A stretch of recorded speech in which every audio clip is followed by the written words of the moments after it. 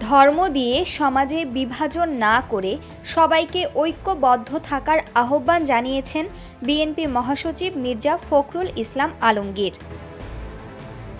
শুক্রবার ৯ মে বিকেলে রাজধানীর খামারবাড়িতে ইস্টার পুনর্মিলনী অনুষ্ঠানে তিনি এ কথা বলেন।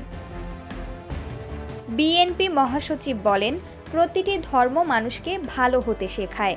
ধর্ম দিয়ে বিভাজন করা ঠিক নয়। প্রতিটি ধর্মই ঐক্যের কথা বলে। স্বাধীনতা যুদ্ধে যেভাবে আমরা ঐক্যবদ্ধ ছিলাম, সেই চেতনা ধরে রাখতে হবে।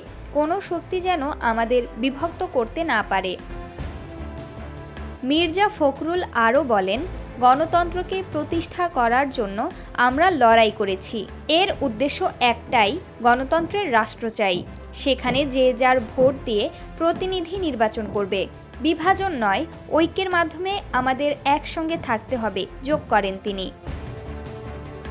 প্রমা কান্তা কোয়েল, বার্তা 24।